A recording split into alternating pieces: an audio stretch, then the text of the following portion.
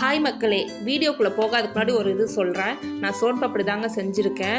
செய்ய தெரியாமல் நம்ம எதுவுமே செய்யக்கூடாது. ஏன்னா ஒரு நாள் இது நம்ம புதுசாக ட்ரை பண்ணோன்னு சொல்லிட்டு நம்ம கஷ்டப்படணும். நான் கஷ்டப்பட்டதை நான் உங்கள்கிட்ட காட்டுறேன். வாங்க வீடியோக்குள்ளே போகலாம். கடாயில் கடல மாவை கொஞ்சம் பொன்னரமாக வறுத்துக்கிட்டேன்.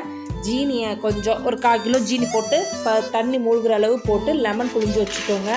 அப்புறம் உருண்டு பதம் வரணும் அந்த அளவு போட்டு அப்புறம் ஜீனியெல்லாம் கொட்டி அந்த நல்ல கொஞ்சம் சுகர் நல்லா இருக்கிற மாதிரி சாக்லேட் சிரப் போட்டு ஒரு ஆளாக கஷ்டப்பட்டு இழுத்தோம். அது ரொம்ப கஷ்டமாக இருந்துச்சு. எல்லாம் சொல்லுவாங்க யூடியூப்பில் ஈஸியாக இருக்கும் அப்படின்னு. நான் ட்ரை பண்ணி தான் பார்த்தேன். அப்புறம் கடல மாவில் அப்புறம் ஓரளவு முடிஞ்ச அளவு இழுத்து அப்புறம் கடல மாவு அப்படி போட்டு நல்லா பரட்டினதுக்கப்புறம் ஓரளவு வந்துச்சு. சரி, அதனால என்னால் முடியலை.